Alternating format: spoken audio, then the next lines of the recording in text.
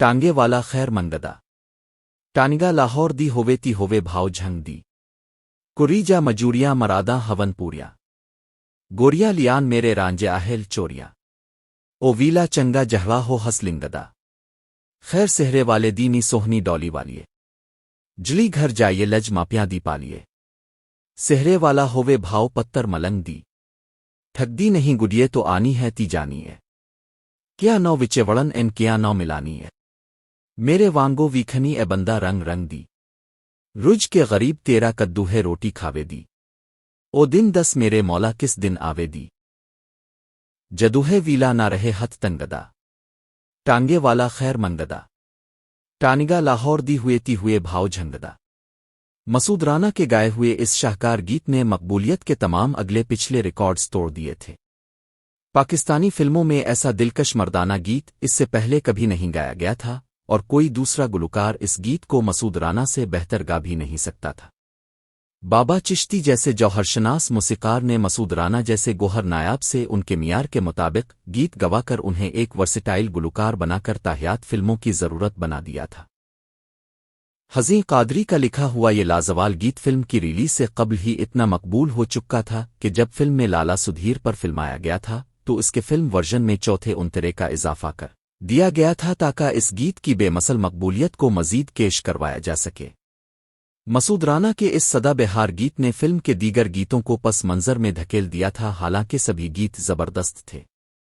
ان میں سے خاص طور پر مالا بیگم کا ٹانگے ہی کے بارے میں گایا ہوا ایک بڑا دلکش گیت تھا جسے اکثر سننے کی خواہش پیدا ہوتی ہے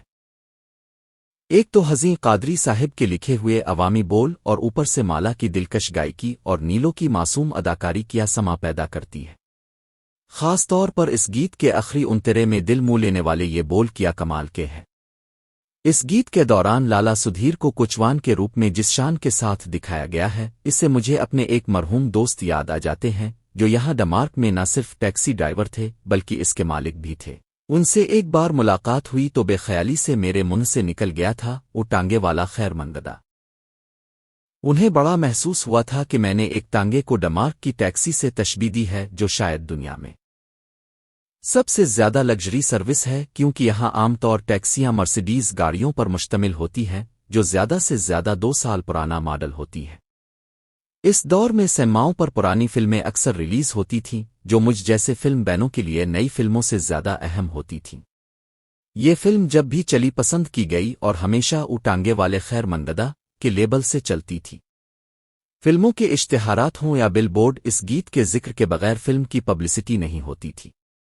عام طور پر فلم بین ناچتی گاتی عورتوں اور ماردھاڑ کے شاہکار دیکھنے کے لیے فلم دیکھتے تھے اور ناچ گانوں کے دوران نعرہ اور ہلڑ بازی سیٹیاں اور دیگر شور شرابہ کرنا ایک معمول ہوتا تھا لیکن جب مسعود رانا کا یہ بے مثل گیت ٹانگے والا خیر منگدا سکرین پر آیا تھا تو بھرے حال میں سناٹا چھا گیا تھا اور لوگوں نے یہ گیت اتنی محویت سے سنا تھا کہ سانس لینے کی آواز بھی نہیں آ رہی تھی